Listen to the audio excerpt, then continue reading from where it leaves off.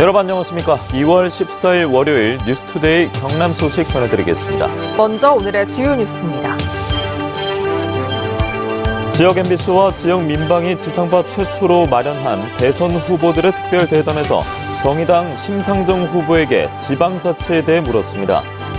바다와 낙동강을 가로막고 있던 낙동강 하구뚝 수문이 35년 만에 상시 개방됩니다. 기대와 과제 짚어봤습니다. 울산의 오피스텔 전셋값이 전국 최고 수준인데도 품귀 현상을 빚고 있어 사회 초년생들이 어려움을 겪고 있습니다. 전국 농민회 총연맹 부산경남연맹의 조병옥 의장을 만나 저출산 고령화로 인한 인구 감소로 소멸 위기에 놓여있는 농촌 문제 짚어봤습니다. 16개 지역 MBC와 9개 지역 민방위 지방자치 대선 후보에게 묻는다라는 특별대담을 지상파 최초로 마련했습니다. 오늘은 심상정 정의당 대선 후보입니다. 한신구 기자의 보도입니다.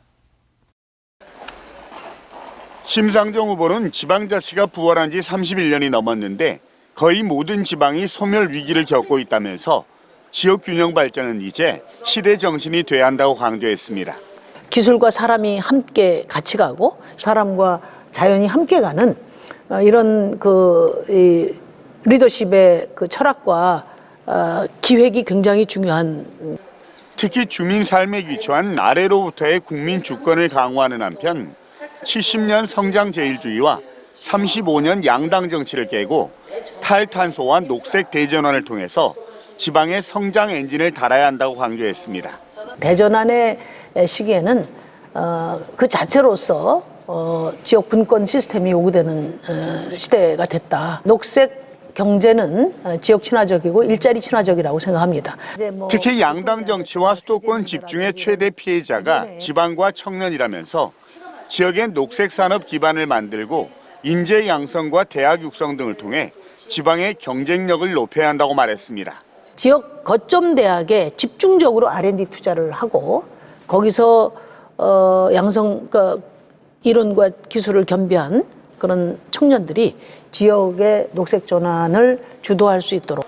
재정 자립보다 더 중요한 지방 정부의 자주도를 높이기 위해 꼬리표를 달지 않은 교부금을 확대해야 하고 지방 분권 개헌과 자치 입법권 강화 등을 통해서 지방의 자기 결정권을 확대해야 한다고 강조했습니다. 심 후보는 차기 대통령은 소멸 위기인 지방의 답을 내놓아야 한다면서 자신은 시민의 삶을 선진국으로 만드는 녹색 복지 대통령이 되겠다고 밝혔습니다. 시민의 삶이 선진국인 나라, 그들의 삶터는 어디냐? 지역입니다. 어느 지역을 가서 살더라도 동등한 삶이 보장되는 그런 삶의 공간에 민주화를 강력하게 추진하는 그런 대통령이 되겠습니다.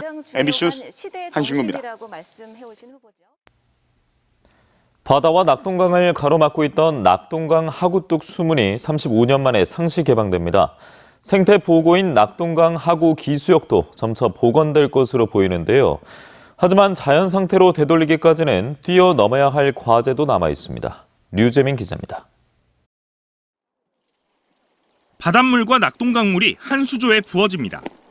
강물이 바닷물과 만나 다양한 생태계를 조성하는 기수역을 의미합니다. 시민단체의 이 퍼포먼스는 35년 만에 이루어진 낙동강 하구뚝 상시 개방을 환영하기 위한 것.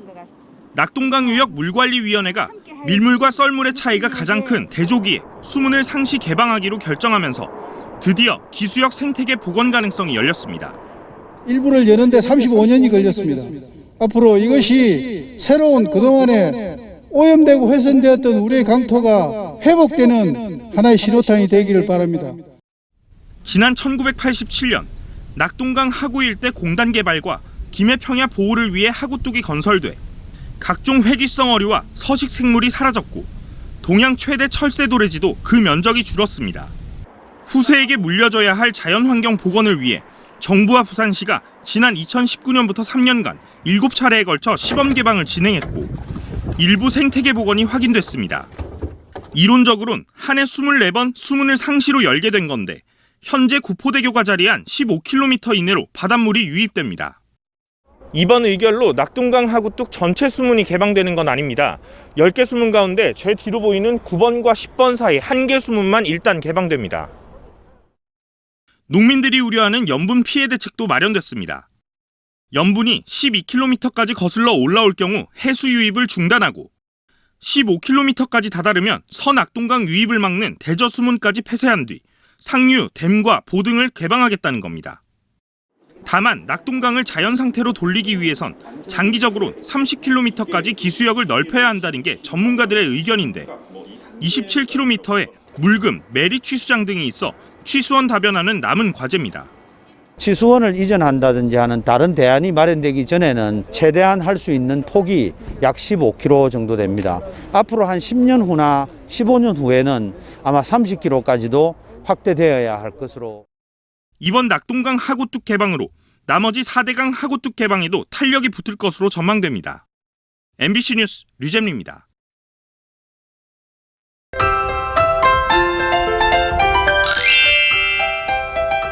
월요일 아침 평년 기온은 웃돌며 큰 추위 없겠습니다. 오늘까지는 평년보다 높은 수준의 기온을 보이면서 낮 기온이 10도 이상 오르겠는데요. 다만 내일부터는 찬바람이 들어오면서 확 추워질 것으로 예상됩니다. 오늘 창원의 아침 기온은 3도, 진주는 0도에서 시작하고요. 낮에는 창원 11도, 진주 12도까지 오르면서 일교차가 크게 나겠습니다. 오늘 일부 지역에는 눈 또는 비 소식이 있겠습니다. 오늘 낮까지 동풍의 영향으로 양산 등 경남 동부 내륙 지역을 중심으로 비가 조금 내리는 곳이 있겠고요. 또 오늘 밤부터 내일 새벽 사이에는 경남 서부 내륙 지역에 1cm 미만의 눈이 내리는 곳이 있겠습니다. 위성 영상 보시면 오늘 구름 많고 대체로 흐린 날씨를 보이겠습니다. 우리 지역의 미세먼지 농도는 좋음 수준 나타내겠습니다. 자세한 지역별 날씨입니다. 현재 기온 보시면 함안 영하 1도, 밀양은 1도를 보이고요. 낮에는 밀양 12도, 창녕은 13도까지 오르겠습니다. 거창의 아침 기온 영하 3도, 산청은 영하 1도에서 시작합니다. 낮에는 거창 11도, 합천은 12도까지 오르겠습니다. 바다의 물결은 최대 2.5m 안팎으로 비교적 높게 일겠습니다. 내일부터 기온이 떨어지고 바람도 강하게 불어서 체감 온도를 끌어내리겠습니다. 점점 추워지는 날씨에 건강관리 잘해주시길 바랍니다. 날씨 정보였습니다. 전국적으로 오피스텔 전세 품귀 현상이 일어나고 있는 가운데 울산의 상황은 더 심각한 것으로 드러났습니다. 울산의 오피스텔 전셋값이 전국 최고 수준인데다 비싼 가격에도 전세 매물이 없어서 특히 사회초년생들이 어려움을 겪고 있습니다. 정인곤 기자의 보도입니다. 울산 남구의 한 주거용 오피스텔, 지은 지 6년 된 신축 건물입니다. 전체 490여 세대 가운데 월세로 나온 공실은 5건, 전세는 단 한 건도 없습니다. 일반 원룸과 달리 주거용 오피스텔은 각종 가전제품과 편의시설이 잘 갖춰져 사회 초년생들이 선호하는데 이처럼 전세가 없다 보니 특히 직장을 찾아 울산으로 오는 청년들이 큰 곤욕을 치르고 있습니다. 전세 구한 지 지금 한 6개월 정도 됐는데 오피스텔이나 이런 걸로 가려고 했는데 매물도 별로 없고 집값도 너무 비싸서 쉽게 갈 수 있는 상황이 아닌 것 같아요. 오피스텔 품귀 현상이 빚어진 데는 울산 지역 아파트 전셋값이 고공행진을 한 이유가 큽니다. 아파트 전셋값이 지난 2019년부터 천정부지로 치솟자 아파트보다는 가격이 저렴한 오피스텔로 눈을 돌리는 대체 수요자가 늘어났기 때문입니다. 이처럼 수요가 늘어나는데 전세 물량이 줄어들자 오피스텔 평균 전셋값이 무섭게 올라 수도권을 제외하고는 전국에서 가장 비싸졌습니다. 그 결과 오피스텔 전세 매물은 시장에 나온 지 반나절도 안 돼서 자취를 감추기 일쑤입니다. 전세는 대기자들이 많기 때문에 부동산에 지금 의뢰를 많이 해놓은 상태입니다. 전세만 나오면 연락 주세요. 이런 손님들이 상당히 많은 걸로. 전문가들은 부동산 계약 경험이 적은 사회 초년생들은 계약서와 등기부 등본 등을 꼼꼼히 살펴봐야 한다고 당부했습니다. MBC 뉴스 정인곤입니다. 경남의 농촌 지역들, 주민들의 노령화와 인구 감소로 소멸 위기에 처해 있죠. 이런 위기 속에 전국농민회 총연맹 부산경남연맹의 새로운 수장을 맡게 된 조병옥 의장을 만나서 해법을 모색하는 시간 가져봤습니다. 부정석 기자입니다. 예, 안녕하십니까 의장님. 네, 안녕하십니까. 네, 어려운 시기에 의장직을 맡으셨는데요. 농촌이 위기인 만큼 농민에도 일할 사람이 부족하고 고령화로 어려움을 겪고 있는 것으로 알고 있습니다. 어떤 각오로 이끌어 가실 생각이신가요? 감염병 위기의 문제가 닥쳐가 있는 상황이고 또 기후 위기로 인해서 직접적으로 타격받는 것이 농업의 문제인데 이 상황에서 이제 또 부경연맹 의장을 맡은 상황이니까 상당히 이제 부담을 많이 느끼고 있습니다. 경상남도 농민들에게 실익이 될 수 있는 농정의 방향은 무엇인가 이런 것에 대해서 총체적으로 좀 고민을 하면서 새로운 좀 농정, 그다음에 농민들에게 좀 현실에 좀 다가서 피부로 느낄 수 있는 농정의 틀을 좀 만들고 싶은 그런 포부를 가지고 있습니다. 네, 경남에서 올해부터 농민수당이 지급되는 것으로 알고 있습니다. 큰 성과 중에 하나인데 연간 30만 원 정도의 수당이 농민들에게 지급되는 걸로 알고 있습니다. 농민회에서는 이 농민수당을 법제화하려는 노력을 하고 있다고 하던데 어떤 식으로 좀 추진하고 있나요? 우리 농민들이 나서서 서명을 4만 5천 명 이상을 받아가지고 도 조례를 통과시켜서 거기에 의해서 경상남도가 예산을 마련해서 올해부터 시행하는 정책이어서 달리 말하면 농민들이 주도해서 만들어낸 주요한 농정이라는 것입니다. 그래서 큰 의미가 있는 것이고요. 이 농민수당이 지방자치 조례로 규정이 되어 있기 때문에 저희 농민단체에서는 이것이 법제화되어야 된다고 봅니다. 근데 우리는 이 공익적 가치를 어떻게 판단하고 할 것인가에 대한 논쟁은 많았지만 그 가치를 인정해서 지급하는 경우는 사실상 제대로 된 가치를 인정해 준 것은 이번 농민수당이 처음이라고 보셔야 됩니다. 그러면은 이 가치를 지방자치단체가 인정하는 것이 아니라 국가가 제대로 인정을 해서 보장하는 것이 옳다라는 게 저희들의 주장이어서 법제화되어야 되는 부분이 있고요. 기후변화에 따른 친환경 농업이 큰 화두가 되고 있는데요.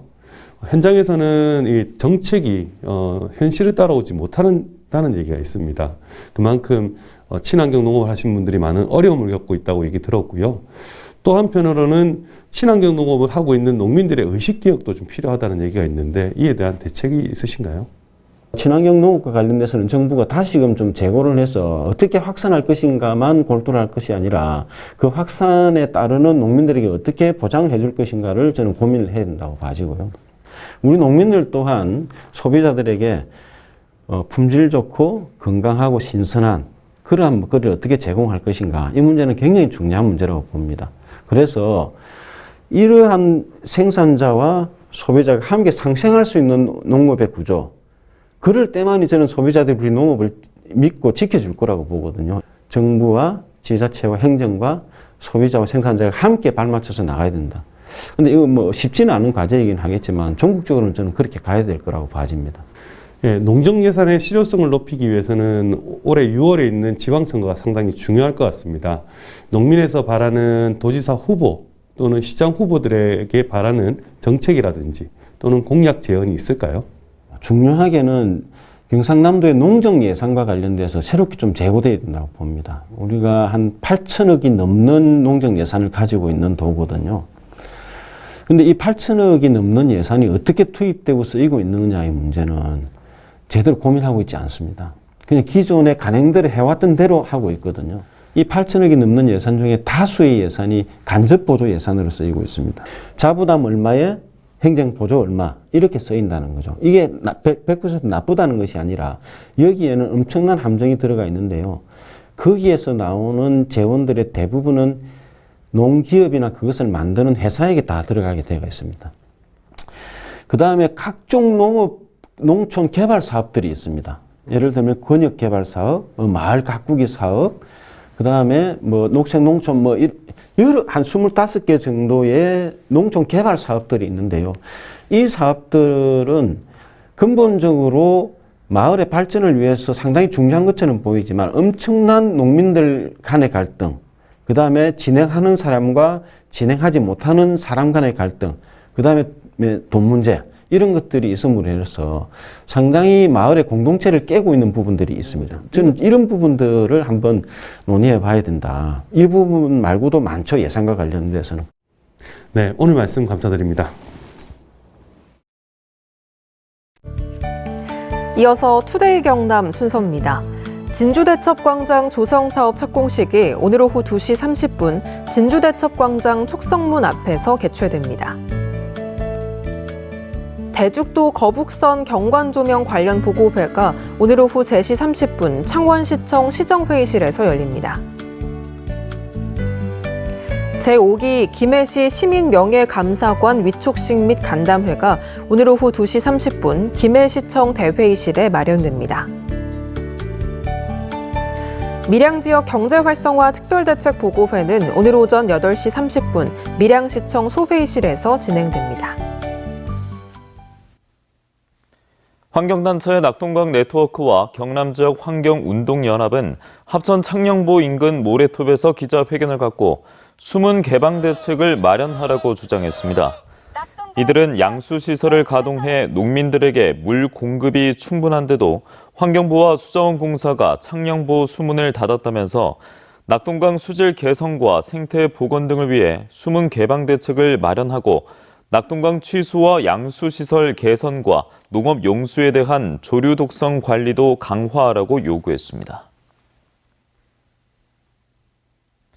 미얀마 쿠데타 1년을 맞아 시민 불복종 운동을 이어가고 있는 미얀마 시민들을 지지하는 2022 미얀마 봄혁명 완수를 위한 한국대회가 어제 창원역 광장에서 펼쳐졌습니다. 경남 이주민센터와 국내 미얀마 활동단체 모임인 미얀마 연방민주주의 승리연합 등의 주최로 열린 결의대회엔 미얀마 군사 쿠데타 발발 이후 1년 동안 자국민 1,500명 이상을 희생시킨 군부 독재를 규탄하고 미얀마 봄혁명을 앞당기기 위해 결의를 다졌습니다. 경상남도는 올해 미래기술 생태계 조성의 핵심인 강소 연구개발특구 육성 사업을 이어간다고 밝혔습니다.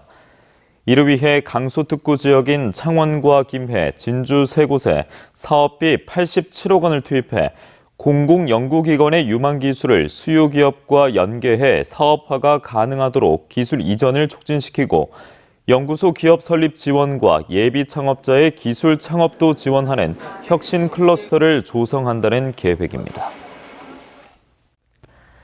창원시가 지역 내 방치된 빈집 정비를 위해 빈집 정비 계획 수립 용역을 실시해 2026년까지 5개년 계획안을 마련했습니다. 계획안에 따르면 재개발과 재건축 등 정비사업, 도시재생사업 대상, 도시개발구역을 제외한 창원 시내 빈집은 1,200여 호로 파악됐고 시는 이들 빈집에 대해 철거나 안전조치, 안전관리, 리모델링 등을 추진하기로 했습니다. 고 노무현 전 대통령을 추모하는 깨어있는 시민문화체험 전시관이 오는 5월에 시범 운영을 거쳐 9월에 정식 개관할 예정입니다. 김해시는 노 전 대통령 사저 맞은편에 있던 지상 2층 규모의 가설 건물 형태이던 추모의 집에 40억 원을 들여 전시관 내 10개 전시실을 채울 콘텐츠를 설치했는데 노 전 대통령의 국정 철학과 업적을 소개하는 콘텐츠를 보강하고 전시물을 강화했다고 밝혔습니다.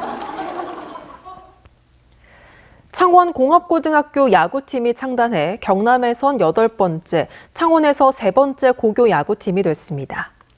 창원공고는 최근 대한야구소프트볼협회의 창단 승인을 받아 마산 용마고와 마산고와 함께 창원에 연구를 둔 3번째 팀이 됐는데 창단 감독은 대구고 지도자 출신인 권영진 감독이 맡고 선수 10명을 영입해 수비와 투구, 타격 훈련을 이어가고 있습니다. 진주시는 옛 대안동 사무소를 청년 작가와 예술가들의 복합 문화 공간으로 조성한다고 밝혔습니다. 이에 따라 지하 1층엔 녹음실과 편집실을, 지상 1층엔 지역 예술인들의 작품 전시 미술관과 공연이 가능한 소공연장으로 만들며 2층엔 사진과 영상 촬영 호리즌 스튜디오, 지상 3층엔 코워킹 스페이스로 리모델링해 오는 4월 준공하기로 했습니다. 경상남도가 청소와 경비 등 현장 노동자들의 노동인권 보호와 고충 해소를 위해 휴게시설 개선 사업에 착수하기로 했습니다. 지원 대상은 청소와 경비 노동자가 근로하는 사회복지법인과 중소기업, 요양병원 등으로 휴게시설 신설 시 최대 1,000만 원, 개선 시 최대 500만 원을 지원합니다. 지원액은 시설비나 냉난방기 설치에 사용할 수 있고 희망하는 사업주는 다음 달 10일까지 경남도청을 방문해 신청하면 됩니다. 경남체육회는 비대면으로 펼쳐진 제6차 이사회에서 올해 경남 생활체육 대축전을 오는 10월 21일부터 사흘간 창원시 일원에서 여는 것으로 확정했습니다. 체육회는 또 이 자리에서 경남 삼보연맹을 경남체육회의 인정 종목단체로 승인했는데 이로써 체육회의 회원 종목단체는 69개로 늘었습니다. 창원시가 소규모 사업장을 대상으로 대기오염 방지시설 설치를 지원하기로 했습니다.